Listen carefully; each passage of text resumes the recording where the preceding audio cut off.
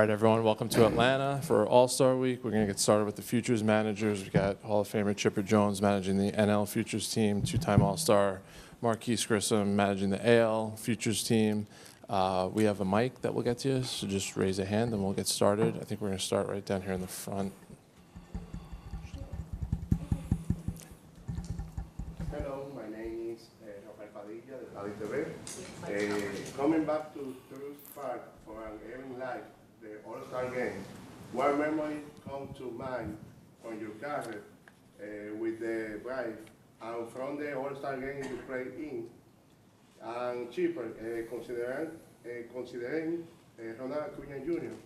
impact of the game and his role as one of the face of this generation, how do you see his legacy taking shape within the Braves history and Major League Baseball as whole world? Well, it's obviously a tremendous honor and a once-in-a-career type opportunity to play in an all-star game in your own ballpark. I got to do it in 2000. Hank Aaron got to do it, I'm guessing, back in the 60s, maybe early 70s, the last time it was, or the first time it was here. So he has a tremendous opportunity. I've said, you know, all along that I feel that Ronald Acuña Jr. is one of the most, if not the most talented person to ever put a Braves uniform on. He has, you know, he's got tools in his tool belt that, you know, other players have, but he's got all the tools, you know. I mean, there have been guys here that have hit 40 home runs. There have been guys here that have stolen 70 bases. There have been guys here that have won a ton of Gold Gloves. But none of them can do it all, you know. None of them have done all of that. So Ronald has a very bright future. If we can keep his knees under him and keep him healthy, I think he's in for a long and illustrious career. We'll come right here on the right. Hi, Olivia Sayer, the Atlanta Journal-Constitution. For Marquis, what is it like getting to manage your son in this game? Well, actually, I'm not managing him. I got it. Chipper has him over in the National League. But big ups to Chipper. He's a Hall of Famer. You know what I'm saying? He get a chance to manage the National League, played in the National League with the same team. Who does that? Him and Tony Gwynn and Cal Ripken maybe. Play for the same team his whole career. That is tough to do.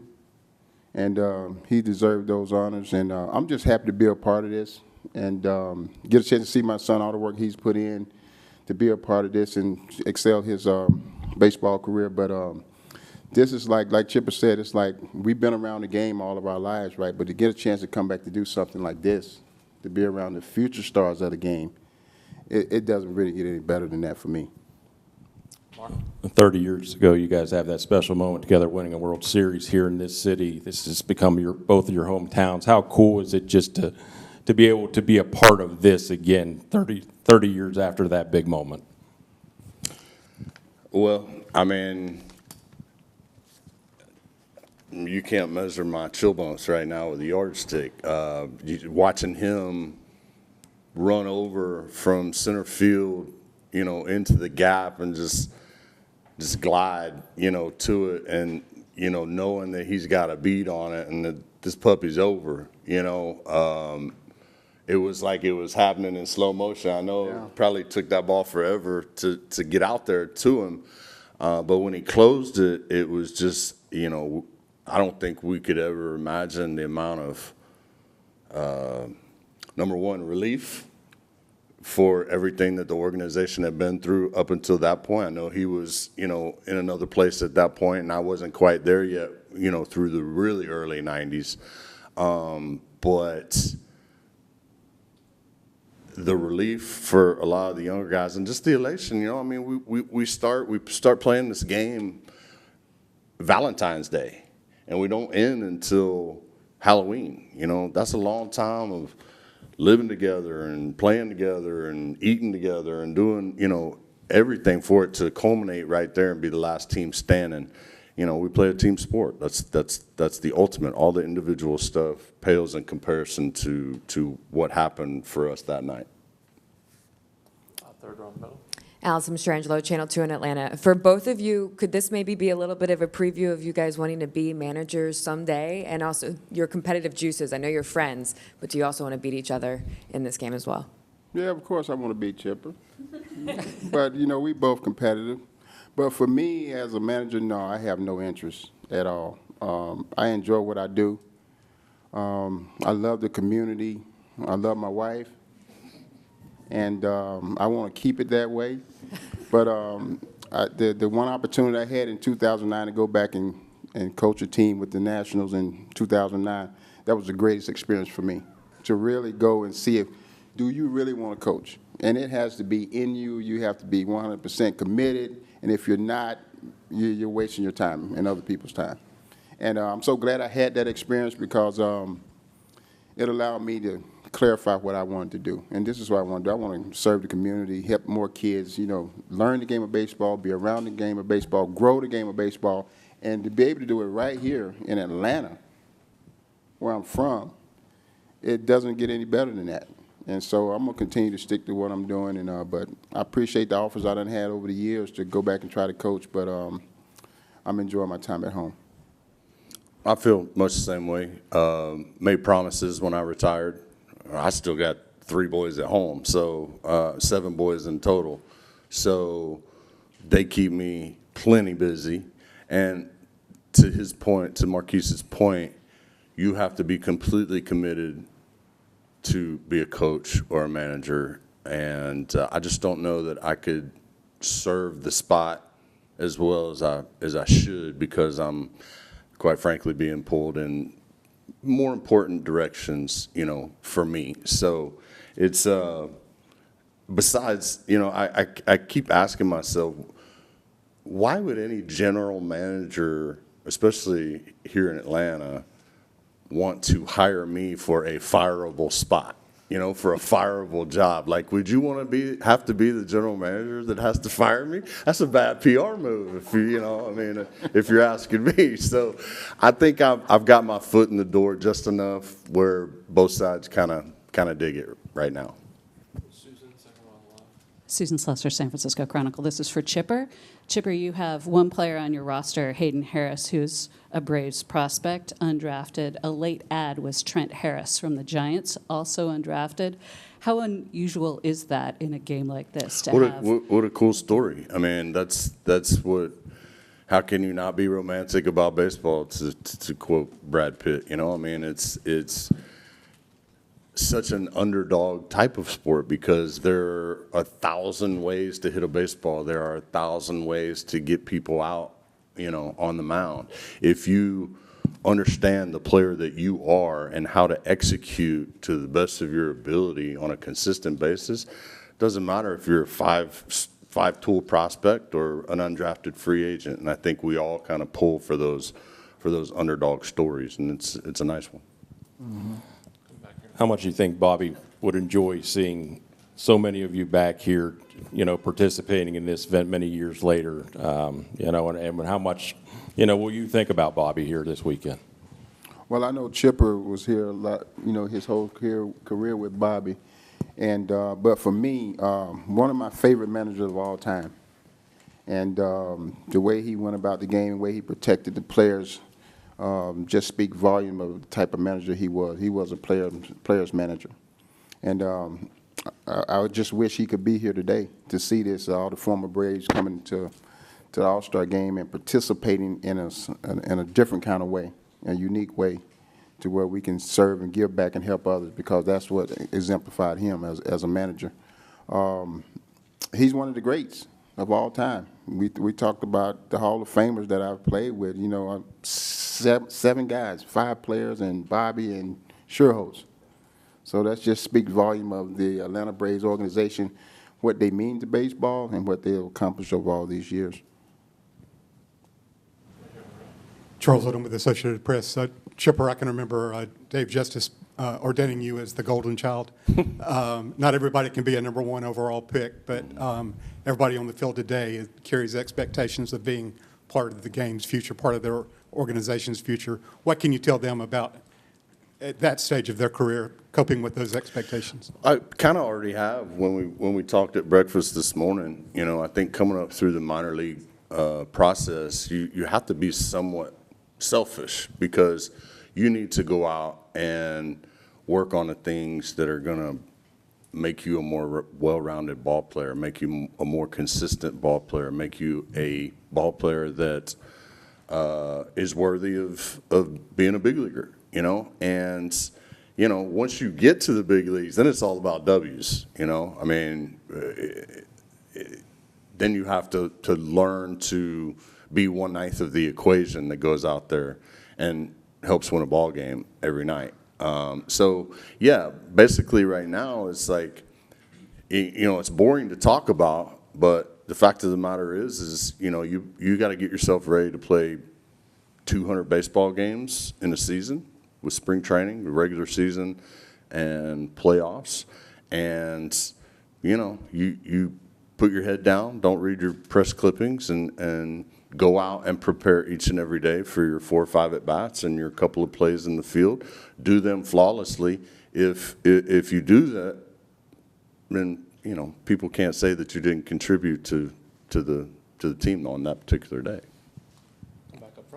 Paloma Almonte, La UCA Deportes from Dominican Republic. My question is for you, Mr. Jones. Like, you're an 8 times All-Star. Due to your experience, I would like to know your opinion on this subject. We've seen in this edition a lot of huge names out of the list. For example, Juan Soto, he has the biggest contract in sports history. We've seen Jose Ramirez, third baseman who declined coming after he was chosen and voted by the fans. And also Ronald Acuña, we weren't so sure if he was going to be there due to his health. So I would love to know about his health. How is everything coming up? Because I know he won't be the home run derby. And just, I want to know how important it is for a professional baseball player to attend an All-Star game. Because we've seen lately sometimes like one of them don't want to come, others like don't really care so much like before all years baseball players. So please, can you tell me about that? It was a tremendous honor to be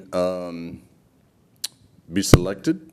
Anytime you get a chance to represent your organization and your league against the elite of the American League is a tremendous honor. I never turned down an opportunity to go. I couldn't go one time because I was hurt, but whenever I had the chance, I always took that opportunity. I wanted to rub elbows with the best in the game. I wanted to play with the best in the game. As far as snubs, it happens. I won the National League MVP in 1999, didn't make the All-Star team. So, you know, it happens from time to time. Look at it the positive way. Hey, you get 3 or 4 days to kind of rest and reset for the second half. Obviously, in Soto's case, he's playing in a you know, a pennant chase with the Mets and the Phillies and whatnot. So as far as Ronald is, I feel like he's doing fine. I was disappointed he's not going to be in the home run contest because I think he'd win it going away. But again, you know, he's a guy who's last couple of years had some trouble with his knees, and recently, you know, on a long flight over there, had some back trouble. Came back, hit a couple home runs the next day, so he appears to be somewhat okay, but careful with his health going forward because, you know, he has spent so much time away from us. Barry, third row on the left. Hey, hi guys, Barry Bloom, nice to see you again. What do you think, you guys, both of you can answer the question, what do you think of the struggles the Braves have had this season? Where do you think they go? Is there enough ramp for them to get back in it the rest of the year? And what did you think about how the first half of the season evolved and where it's going to go from here? Go ahead, Grip. Well, you know, for me watching from day to day, right now, you know, everything starts with pitching. So if I'm building a baseball team, it's about pitching, defense, and then the hitting would be my last part. If you can pitch and throw strikes and get guys out and catch the baseball, you have a chance to win. It's a steady diet of a bad combination of having the pitching at the right time, not having the hitting. Then you have the hitting, then you don't have the pitching. Those two departments have to kind of blend together to be consistent as a winner. And we're just going up and down like a roller coaster. You know, we get going 1 minute, the next minute we don't.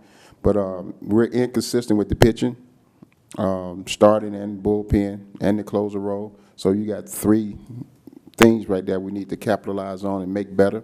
And we're not getting the key hits with men on base.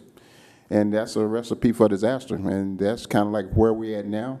But can we turn it around? For sure. You got plenty of games left, the second half, to really try to turn this thing around and get on a winning streak. What, 8, 9 games out, wild card, first place. So this division is kind of wide open still, and I would never, you know, count out a champion. We won in 2021, though it's a different ball club, but this team has the characteristics of coming back and playing well the second half. Yeah, I agree. It's going to be tough. Obviously, Sale and Schwelly not coming back until probably September leaves a couple of big holes in the rotation. You're starting to see the bullpen, you know, pick things up a little bit. The fact of the matter is, you know, offense covers up a lot of ills. You know, if you can hit the ball out of the ballpark and string a bunch of hits together and average, you know, 4, 5, 6 runs a game, that cures a lot of ills. We haven't seen much of that this year. It's been, you know, there's been flashes of it, but it just hasn't been consistent day in and day out. And you know, it's going to be interesting to see how they plug those holes left by Sale and Schwelly, you know, throughout the month of August and into September. I'll never say never, because, you know, I always felt that if I had a say-so,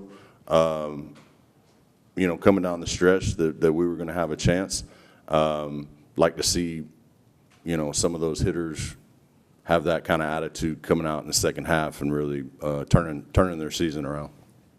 Okay, we have time for 2 more. We'll take all the way on the right side, and then we'll finish up front. Hi, Dave Stevens with the Disability Channel. Gentlemen, it's still the greatest all-star game. Football's turned into flag football. Basketball is a PlayStation game. And this is still pure with the best. But I had a couple of thoughts of changes like what we used to have 30 years ago when we had an old-timers game. And what would your thoughts be about having an old-timers game where, let's say, you'd have your Atlanta Stars placing National League guys, and then maybe some skill stuff where outfielders throw to things, you bunt, you run the bases, something to just showcase a little more of the skills that you guys have. Not this guy. I just want to wake up in the morning, man. But we used to have the like, Cracker Jack. That's what I'm saying. It was so fun. Yeah, I think I would be in traction if I played a 7 or a 9 inning game, you know, out there at third base. Now I'm 53 years old. I have zero desire to walk out on that field with a ball and a glove and a bat. It's just, you know, I think we all kind of feel like we've had our time.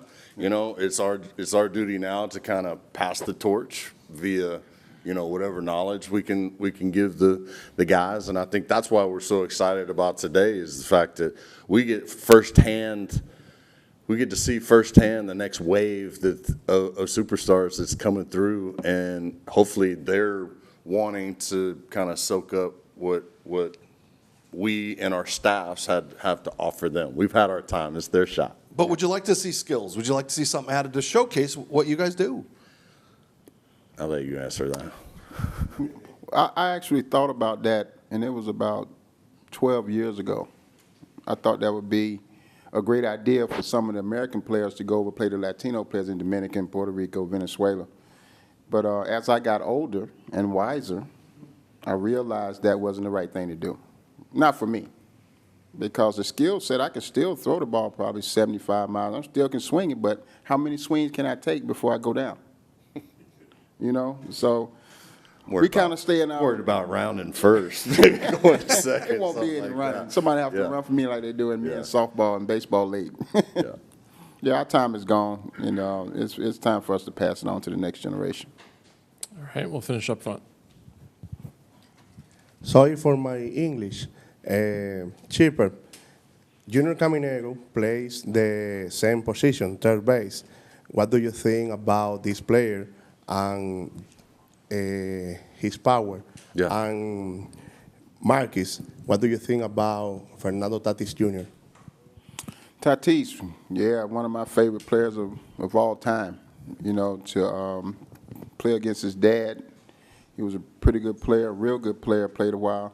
And then to see his son come up and kind of dominate the game before he got hurt at shortstop, and then for him to be able to transition to the outfield and possibly win a Gold Glove is amazing to his talent level that he has on the baseball field.